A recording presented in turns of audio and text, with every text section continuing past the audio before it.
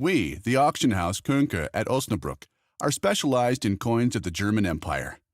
Several times a year, we offer a great selection of these coins during our auction sales and, of course, in our online shop. Our upcoming summer auction makes no exception from that rule. On 4 July 2014, we sell an important series of gold and silver coins from the time between 1871 and 1918, including all great rarities. We happily take that as an opportunity to provide you with some background information on the pieces. On 18 January 1871, William I was proclaimed Emperor of the newly founded Second German Empire in the Hall of Mirrors at Versailles Palace. That had been preceded by the war against France. Since it had been Napoleon III who had declared this war, the states of southern Germany had been forced to ally with the North German Confederation led by Prussia. Prussian Chancellor Bismarck exploited the resulting wave of national sentiments to make the long-planned German Empire come into being. The new empire was a federal state in which the German kingdoms, principalities, counties, and free cities continued to play an important role. While the nation elected the members of the Reichstag directly, the Bundestag consisted of the appointed representatives of the 25 territories. Prussia was of particularly great importance.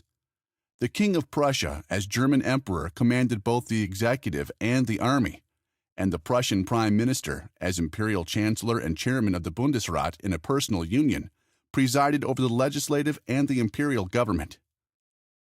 In this function, the Reichskanzlei presented a draft bill on the minting of gold coins. That law passed on 4 December 1871, stipulating that a common coin of the empire was to be produced. Its gold content was fixed by stating that 139.5 pieces were to be made of 1 pound of fine gold. This coin was a 10-mark piece, since at the same time it was laid down that every tenth of that very gold coin was to be called mark and was to be divided into 100 pfennige. Apart from the imperial gold coin of 10 mark, an imperial gold coin of 20 mark was to be issued, with 69 3/4 pieces made of that 1 pound of fine gold. All reverses showed the same subject, i.e., the imperial eagle, wearing the crown of the German Empire. On his chest he wears a shield that likewise features an eagle with a crown. This depiction, however, does not refer to the imperial eagle, but to the Prussian one, characterized by the shield on the chest of the Hohenzollern coat of arms in silver and black and the Order of the Black Eagle. In 1888, this Prussian predominance in terms of iconography was considered inappropriate, and so it was decreed by the highest order of 6 December 1888 that the imperial eagle was to be enlarged and the chest shield to be made smaller. Apart from the imperial eagle, the reverse stated the denomination, the term German Empire, and the year of issue. That the German Empire was a federal state is clearly reflected in the coinage. The obverses of both the gold and the silver coins are devoted to the individual territories and exhibit the portrait of the reigning prince. The free Hanseatic cities of Lübeck, Bremen, and Hamburg had their coat of arms depicted. Likewise, on the obverse, a letter is added, stating the mint that produced the specimen. A stands for Berlin, B for Hanover, C for Frankfurt, D for Munich, E for Dresden and for Muldenhütten since 1887, respectively, F for Stuttgart, G for Karlsruhe, H for Darmstadt, J for Hamburg. The letters continued to be in use. In the Weimar Republic, both in the Federal Republic of Germany and the German Democratic Republic, even on our euro coins we still find some of these letters. A single currency for the economic area of Germany had been something most desirable that was realized in great haste. It hardly comes as a surprise, therefore, that some weaknesses of the original design became apparent in the course of years.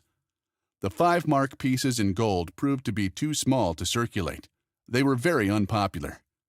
People favored the significantly larger 5-mark pieces in silver instead. At the end of April 1873, coins equivalent to 600 million mark had been produced, and they constantly grew in number. Defeated France had been obliged to concede reparations amounting to 5 billion gold mark as stipulated in the Treaty of Frankfurt.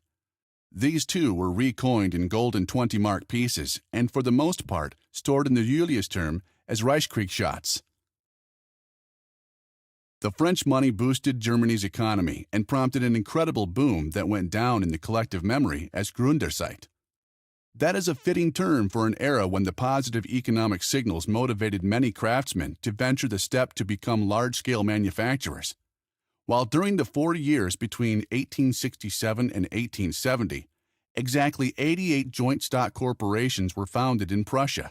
Between 1871 and 1873, there were 10 times as many, 928. And so these coins bear testimony to a period of optimism in the German Empire when everything was deemed possible. If you want to assess the market value of a coin that had been produced during 1871 and 1918, you better have a close look at its condition first. That is the decisive criterion for its price. This 2-mark piece, minted in Hesse in 1888, for example, is a perfect coin. You can perceive every detail of the portrait and the eagle. The same goes for this 5-mark piece from Württemberg. Its condition is stated as proof. Please pay attention to the hair of the king and his beard.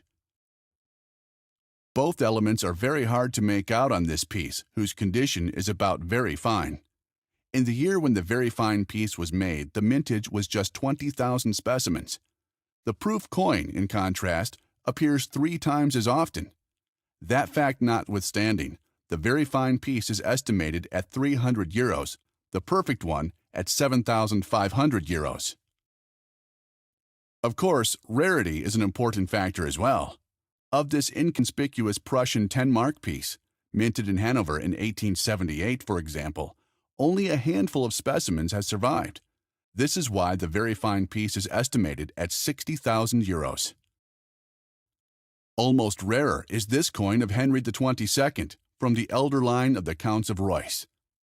This family controlled a small area at the western frontier of Saxony and had just once during the entire period of the German Empire coins struck, hence in 1875. That was possibly due to the fact that Henry XXII remained hostile to Prussia and the German Empire. The rarest type of all imperial gold coins was issued by Ernest II, Duke of Saxe-Coburg Gotha. The mintage was as low as 1,000 specimens. Even less examples were manufactured of this Bavarian 3-mark piece that was dedicated to the golden wedding anniversary of the royal couple.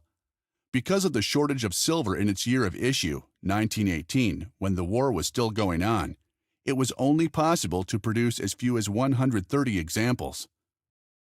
In that very year, albeit backdated to 1917, the most beautiful and rarest imperial coin of all was created. It was issued by Saxony and commemorated the 4th centenary of the Reformation. The obverse depicts Frederick the Wise, supporter of reformer Luther, whom he represents at the same time. After all, the Saxons had handed in a sketch for approval that actually showed Luther on the obverse. But a commoner depicted on an imperial coin? That was really too much for the Reichsschatzamt. The first Saxon bill was defeated, and before the next draft could be approved, the Jubilee year was already coming to an end, to the effect that as late as April 1918, only 100 specimens of these magnificent coins were minted. At this time, World War I was drawing to a close.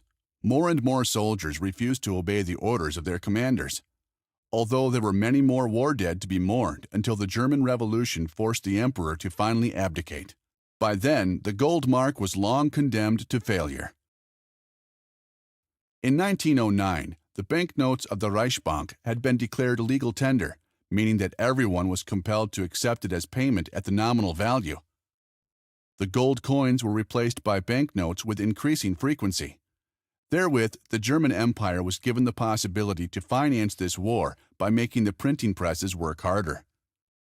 When in June 1919 the Treaty of Versailles was signed, the debts of the German Empire amounted to 150 billion mark. Plus, there were huge reparation claims of the Allies. Strictly speaking, at this stage there was no way the hyperinflation of 192 could have been prevented.